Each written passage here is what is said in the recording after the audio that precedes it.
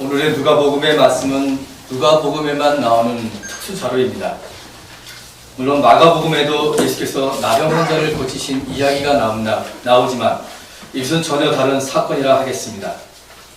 지금 마가복음에서는 단 한 명의 나병 환자가 예수께 나와 고쳐달라고 하고 치유를 받은 것이지만 누가복음에서는 10명의 나병 환자가 예수께로부터 고침을 받았고 그 중에 한 사람만이 자기 병이 나온 것을 보고 하나님께 영광을 돌리며 예수께 감사를 드렸다는 이야기입니다. 여기서 누가복음의 본문을 보면 나병 환자의 치유 사건의 그 장소가 분명하지 않습니다. 11절에 보면 예루살렘으로 가시는 길에 사마리아와 갈릴리 사이로 지나가시게 되었다고 나오는데 아마도 예루살렘을 향하는 사마리아 지역의 접경지대라고 볼 수 있습니다.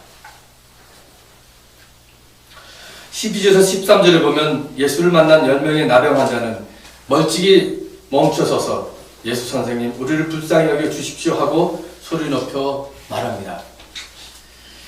여기서 나오는 나병이라는 것은 구약과 신약에서는 일종의 피부병을 묘사하는 용어입니다.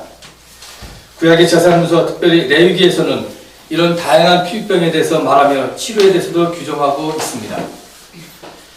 레위기에 의하면 나병에 걸린 사람은 반드시 격리되어야 했습니다. 그래서 그들은 병도 병이지만 가정으로부터 마을 공동체로부터 떨어져서 살아가야 하기 때문에 심한 소외감과 박탈감에 2중 3중의 고통에 시달렸습니다. 그래도 다행히 병이 낫는다면 그들은 제사장이 그의 몸을 보고 병이 나았다고 하는 정결 선언을 하고 그리고 마침내 규정된 제사를 지내야만 했습니다. 그리고 마침내 공동체, 마을 공동체, 그리고 가족 공동체에 복귀할 수 있었던 것입니다. 그래서 14절에 보면 예수께서 그들에게 가서 제사장에게 몸을 보여라 하신 것도 다 구약의 전통과 전례에 따라 하신 말씀이었습니다. 그런데 말씀을 주의 깊게 살펴보면 그들의 몸이 깨끗하게 되는 순간은 예수께서 말씀을 하신 그 순간이 아니었습니다. 예수님의 말씀을 듣고 그들이 제사장에 가는 도중에 예루살렘에 가는 도중 길 위에서 몸이 깨끗하게 되었다는 것입니다. 그저 가서 보이라는 예수의 말만 듣고 제사장이 있는 예루살렘 성전을 향해 가는 도중에 그 일이 발생했다는 것은 아마도 그들에게도 상당한 믿음과 용기가 필요했던 일이었습니다. 그러므로 가는 도중에 기적이 일어났다고 하는 것은 믿음과 용기를 가지고 그대로 실천할 때만 그 기적을 체험할 수 있다는 말이기도 합니다. 그런데 치유의 기적을 체험한 사람들 가운데 여러 반응이 나옵니다. 9은 예루살렘으로 가고 한 사람이 예수께 돌아와서 예수의 발 아래 엎드려서 감사를 드린 것입니다. 여기서 9은 유대 사람들이었습니다. 유대 사람들은 예루살렘으로 갔습니다. 사마리아 사람은 갈릴리 예수에게 돌아왔습니다. 사마리아 사람, 사마리아 땅, 사마리아라는 어떻게 보면 그 단어 자체는 우리에게 늘 주홍글씨처럼 들려집니다. 당시 경건한 유대인들은 사마리아 지역에 그 근처에는 얼씬도 하지 않았습니다. 사마리아 사람들은 유대인들로부터 멸시와 천대를 당하였고 열등하게 취급되었던 2등 국민들이었습니다. 역사적으로 보면 그것은 분명해집니다. 사마리아는 다윗 왕국에서 분리되었습니다. 오마리아 왕 때 북왕국 수도가 되면서 이방인 땅이 되었습니다. 특별히 주전 721년에 아시리아 제국이 이스라엘을 점령했을 때 그 지역에 살던 주민들을 다 몰아내고 타민족, 타사람들을 그곳에다 강제 이주시켰습니다. 그런데 그 땅은 더럽혀진 땅이라고 정통 유대인들은 그때부터 말하게 된 것입니다. 특별히 전쟁 시기에 외세로부터 사마리아 여인들이 집단 강간을 당했기 때문에 그때부터 피가 더럽혀졌다고 유대인들은 사마리아 사람들 이방인보다 더 인간 취급을 안 했습니다. 개 취급을 했습니다. 느헤미야서 4장에서도 보면 마찬가지입니다. 사마리아 사람들과 바벨론 포로에서 돌아온 유대 사람들 간의 긴장과 갈등을 보여주고 있습니다. 신학시대 로마 제국의 치하에서도 마찬가지였습니다. 유대인과 사마리아 사람들은 이렇게 늘 긴장과 대립과 갈등 관계에 있었던 것입니다. 그 한 예를 볼 수 있는 것은 예수와 우물가에서 대화를 나눈 사마리아 여인의 말입니다. 그녀는 유대인들은 예루살렘에서 하나님을 예배하고, 그러나 사마리아 사람들은 그리스도산에서 하나님을 예배한다고 했습니다. 사회 전통적으로, 경제적으로, 정치적으로 오랜 깊은 고리, 종교적으로도 이렇게 이어진 것을 볼 수 있습니다. 본문을 다시 보겠습니다. 모든 나병 환자가 제사장에게 가는 도중에 자신들이 치유된 것을 발견했습니다. 이때 한 사람, 사마리아 사람만이 가는 방향을 바꾸고 돌아왔습니다. 15절 맞습니다. 그런데 그들 가운데 한 사람은 자기의 병이 나은 것을 보고 큰 소리로 하나님께 영광을 돌면서 되돌아와서, 이렇게 나옵니다. 되돌아왔다는 그것은 방향을 바꿨다는 것입니다. 여기서 방향을 바꿨다는 의미는 굉장히 깊은 신학적 의미를 지니고 있습니다. 그것은 하나님의 간섭에 의해서 한 인간의 전 존재의 움직임을 말합니다. 즉 하나님의 구원 행동에 의해서 인간이 하나님께 방향을 바꾼 것을 의미합니다. 그러므로 사마리아인의 경험은 단순한 의학적인 치료만이 아니었습니다. 그것은 인간의 전 존재를 움직임, 전적인 변화를 의미하고 있는 사건이었습니다. 새로운 존재로의 변화, 방향 전환을 말합니다. 그래서 치유 사건은 구원 사건과 밀접한 관계를 가지고 있습니다. 치유는 곧 구원입니다. 성서에 나오는 모든 치유 이적 기사의 의미는 모두가 단순히 그 병의 치료에 있는 것이 아니라 그 치료를 넘어서 그 기적을 통해서 처음에 당사자는 하나님이 누구인지, 자신이 누구인지, 하나님 앞에서 새로운 존재로 변화를 경험했다는 것에 그 의미가 있습니다. 치유와 구원은 인간을 온전하게 하고 건강하게 하고 평안하게 하고, 그래서 그 결과 하나님과 다른 사람들과 화해하게 만드는 하나님의 역사의 결과를 표현하는 말입니다. 그래서 누가는 사마리아인의 치유가 심각한 질병으로부터의 의학적인 치료와 함께 그의 사회적 지위가 회복된 것뿐만 아니라 그의 삶과 믿음의 방향 전환이었음을 우리에게 보여주고 있습니다. 이때 이 변화는 감사로 나타났습니다. 이 감사는 모든 과정을 통해 나타난 결과였습니다. 예수님과 나병 환자가 만나는 순간, 예수님으로부터 정결 선언을 받은 순간, 다시 돌아와서 무릎을 꿇는 순간, 이 모든 과정을 통해서 나타난 결과가 바로 감사였던 것입니다. 감사는 일시적인 감정의 유희가 아니었습니다. 처절하게 나병 환자의 삶을 한 과정이었던 것입니다. 마침내 사마리아인은 예수의 발 아래 엎드려 감사를 드림으로 이제 완전한 형태의 믿음을 보여주고 있습니다. 그것은 그 어떤 강제성을 띤 의무감이 아니라 자신의 직접적인 체험에서 나온 자발적이고 깊은 감사였습니다. 흥미롭게도 16절에 나오는 사마리아 사람의 감사는 헬라어로 유카리스토라고 나옵니다. 그것은 성찬식을 영어로 유카리스트라고 하는데 같은 언어의 어원입니다. 홀리 커뮤니언하고 같은 감사의 그 어원을 갖고 있습니다. 유카리스트. 즉 누가는 여기서 이 사마리아 사람의 감사를 성만찬적인 삶과 연결시키고 있는 것입니다. 그 감사를 성례전적 삶의 감사로 연결시키고 있는 것입니다. 성만찬은 여러분 잘 아시다시피 예배 중에 단지 예식적인 차원에서 일회적인 순간 식탁에 나와서 감사를 드리는 것을 끝나는 것이 아닙니다. 성만찬의 감사의 기쁨과 성례전적인 삶은 교회뿐만 아니라 세상 속에 나가서 세상의 한복판에서 기쁨과 감사로 드리는 찬양의 예배, 감사 예배로 이어지는 것입니다. 하나님 나라를 위한 헌신과 결단, 그리고 봉사의 삶으로 이어지는 것입니다.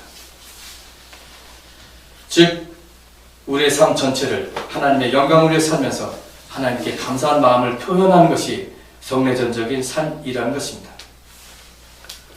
그러므로 예배와 삶을 통해 하나님께 감사하고 찬양하는 것은 단순히 종교적 의무로서 행하는 것이 아니라 우리의 삶의 최대의 기쁨이 되어 행해져야 합니다. 그러므로 우리의 삶은 단순히 땡스 기빙의 감사의 삶이 아니라 성례전적인 삶, 유카리스틱 라이프가 되어야 합니다. 저는 종종 이런 상상을 해봅니다.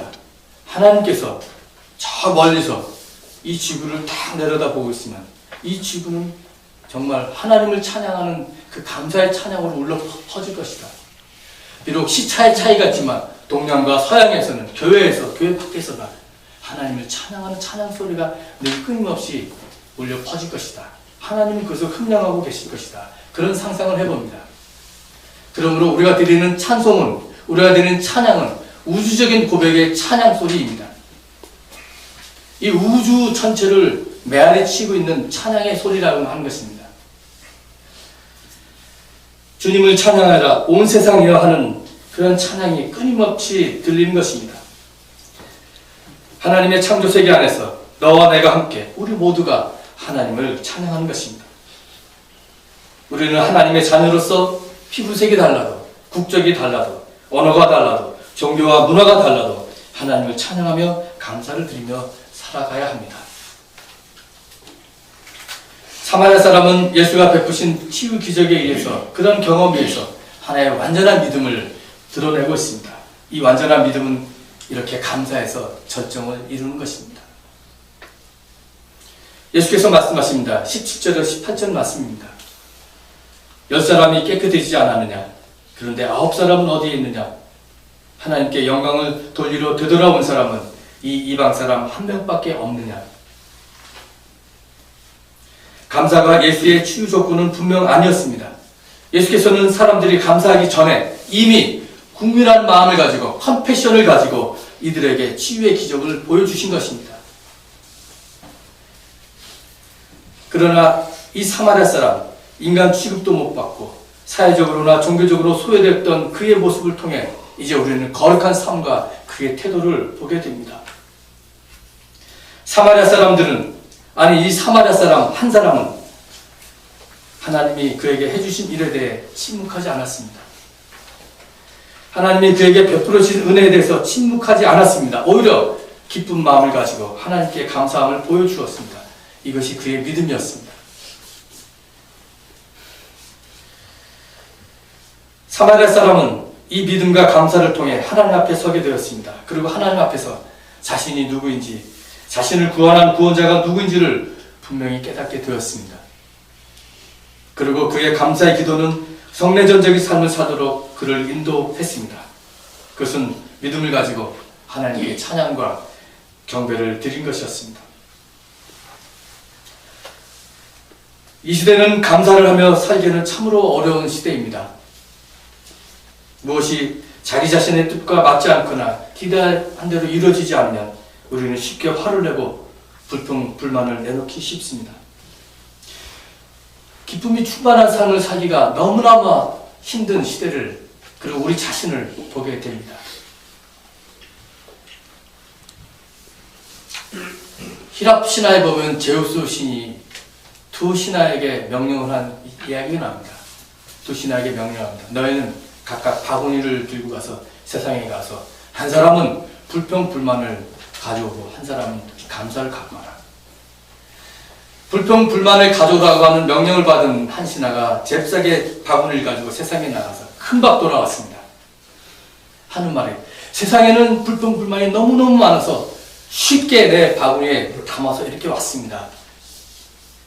그러나 감사를 담으라고 하는 그 명령을 받은 한 신하가 아직도 그 바구니에 감사를 채우지 못하고 이 세상을 다니고 있다고 합니다. 감사의 바구니를 담기가 그렇게 힘이 든 시대를 살고 있는 것입니다. 히랍 신화 그 이야기는 오늘도 우리에게 해당하는 말입니다. 나만 왜 이럴까? 우리 집은 왜 이것이 없을까? 하고 조건적으로 따지기 시작하면 채워지지 않은 그것 때문에 우리는 쉽게 불평과 불만이 쌓여갑니다.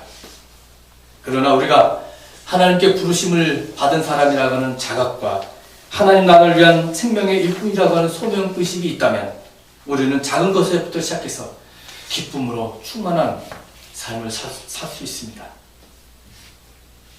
우리는 하나님께 감사하기 위해서 부르심을 받은 사람들로서 크고 작은 고난과 어려움 앞에서 그것이 우리들에게 있더라도 그 속에서 자그마한 감사의 씨앗을 뿌리는 기도를 해야 합니다. 세상의 불의한 구조학과 싸울 때 우리의 마음속에 불평과 불만, 자기 학대와 미움과 절망이 쌓여 있다면 우리는 이 세상의 권세자를 이겨낼 수가 없습니다. 선으로서 악을 이기려고 할 때 우리는 진리의 사람이 되어서 하나님 앞에서 믿음으로 감사한 투철한 사람이 되어야 합니다. 그래서 우리가 믿음을 가졌다고 말할 때 그것은 믿음으로 사는 것이요, 믿음으로 사는 것은 감사하며 사는 것입니다. 악에게 투쟁하는 사람은 더욱더 사마리아 사람처럼 예수의 무릎 앞에 엎드리는 산재물의 사람이 되는 경험이 있어야 합니다. 이렇게 믿음과 감사는 밀접한 관계가 있는데 감사 없는 믿음이 아니면 감사에는 생명을 살리는 그 무언 강한 힘이 있습니다. 사마리아 사람은 하나님 앞에 감사하면서 인간 전존재의 변화와 치유를 경험했습니다. 이제 마침내 감사하는 그를 향해서 주님은 말씀하십니다. 일어나서 가거라. 일어나서 가거라. 내 믿음이 너를 구원했다. 주님을 진정으로 만난 사마리아 사람에게는 더 이상 물리적인 치료가 중요하지 않게 되었습니다. 일어나서 가기만 하면 되는 것입니다. 억눌렸던 과거의 기억에서 일어나서 가기만 하면 되는 것입니다. 오늘 나를 힘들게 하는, 그래서 나의 발목을 늘 잡고 있는 그 무엇에서 떨치고 일어나서 가기만 하면 되는 것입니다.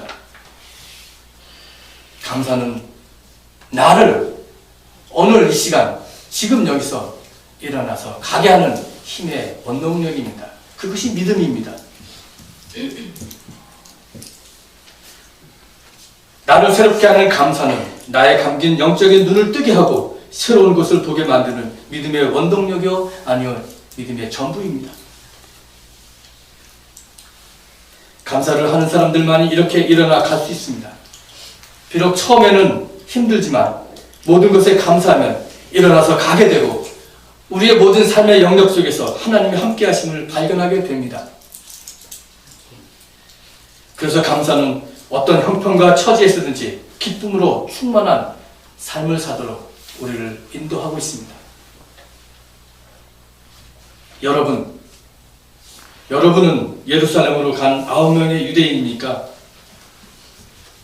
아니면 여러분은 예수께 돌아와 감사를 드리는 한 사람의 사마리아 사람입니까?